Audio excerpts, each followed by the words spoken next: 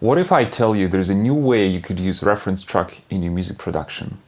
I just discovered it myself, tried on a couple tracks, and I'm just blown away. I really like how it works. Before I show you the method itself, let's have a quick recap of what the reference track is, how they are currently used in music production, and then I will explain you a new way of doing it. If you go online and look how to use a reference track, most of the people will be talking about mixing and mastering.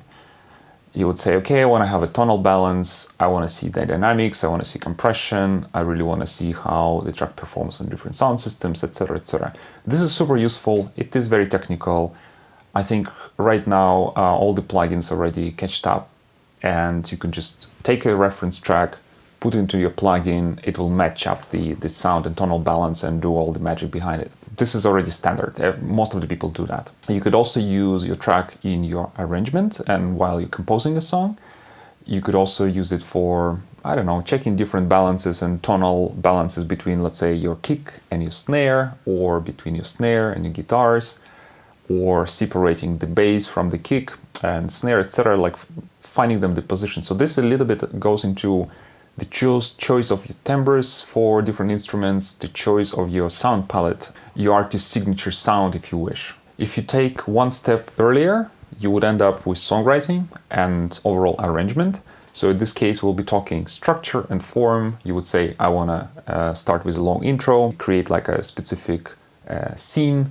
Right, then we have a verse, and then you have a chorus, and all. No, hold on, I actually have this very line that I really like, but I don't want to put it into chorus. It doesn't, neither it fits a verse.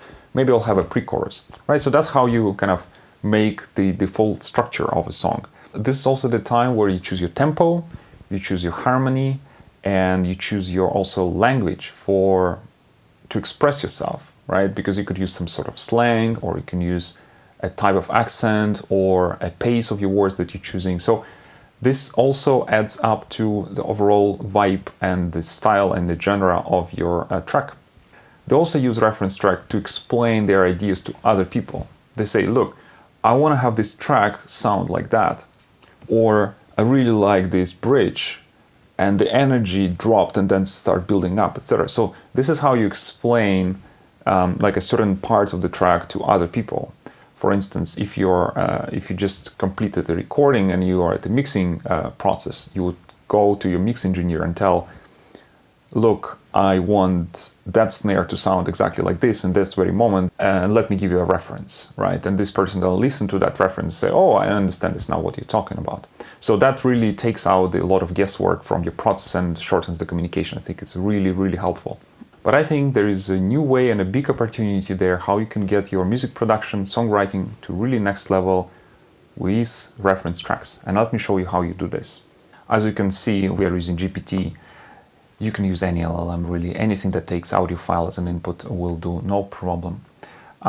It's really not about the LLM itself, and there is no special tools, at least not yet, built for that purpose. And it is a 3-step process, really very simple. And the step number 1, we would like to define a profile, the target audience or a character, someone who is potentially will be listening to the music that we create.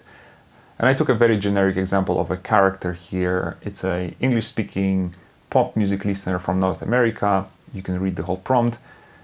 You can go a little deeper, define like genres, maybe add more tracks as the all-time favorites, and that would be your profile, really who's going to be listening to the music. Step number 2, take your reference track. And in this case, I really used the same song, just to illustrate that. And I ask it, listen to the song one more time, tell me about your emotional response, tell me about lyrics, if there are any, of course, maybe share some memories you had with this song, why do you like and the things that you didn't like about it.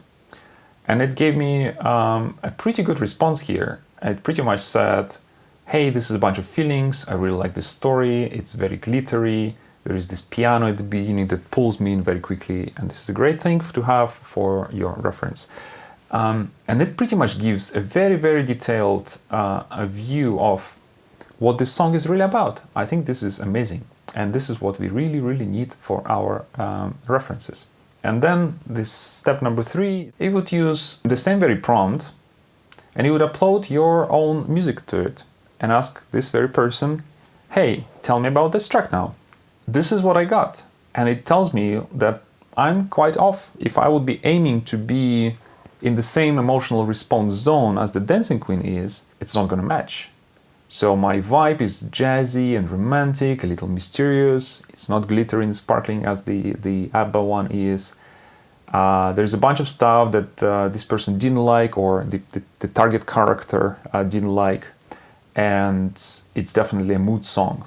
And it even gave me a suggestion of a playlist it might fit into. I'll get to that part in a second. Now, how to use that? I would really suggest using this kind of prompts at every stage of your music production. If you have your lyrics done, if you have a structure done, you can already record a demo, use the same way, and ask about the lyrics and the structure, because you don't have anything else yet. It can already tell you a feedback and emotional response on your voice and how relatable the lyrics are.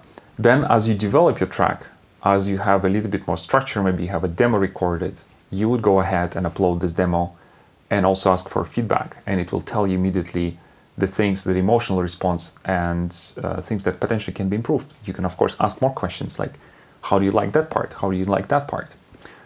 So pretty much everything that you've been doing before, by sharing your demo track with your friends, on online forums, in music communities, sending to labels, you can get out of the box in just 5 seconds. I think this is fantastic. And you can also have as many characters as you want.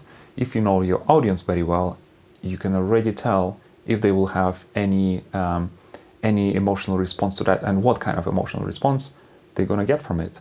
I think this is a fantastic tool. Just start using it for your reference tracks, and you can really dial in the lyrics, you can dial in the mood, the instruments, all the things we spoke above. They would really improve your music production and songwriting. Now, the bonus part. You can use all of that to market your music. You already got a lot of content that tells you what kind of emotional response people will be getting from that song. So you're already in the head of your target listeners. So that way, you already gonna know what kind of playlist this song should go to. You would already have a bunch of text materials that will beautifully describe your song. You can then take this and use in your social network and pitch to your labels and pitch to playlist curators and pitch to anyone really. You could also use that to understand if there are more people who might be interested in listening to that very song because it talks about a specific experience potentially, and you didn't even think about this. It can really give you an idea about that. For instance, I was not expecting that the GPT will tell me, hey, it can be added to late night feeling songs. I never thought about this. I've always been thinking about this song as being dreamy, a little bit out of this world, magical, yes, but maybe not late night feeling. So what I'm going to do now, I'm just really going to go ahead and pitch that to a couple more playlists on Submit Hub. That's what I'm going to do. Cool. That's it for today. I'm super excited. I'm going to start using this all the time in all of my music production from now on. I'll be sharing some updates if I will have any. And if you want to try this method and you will get to some results, please share back with me. I would love to hear from you guys. See you in the next one.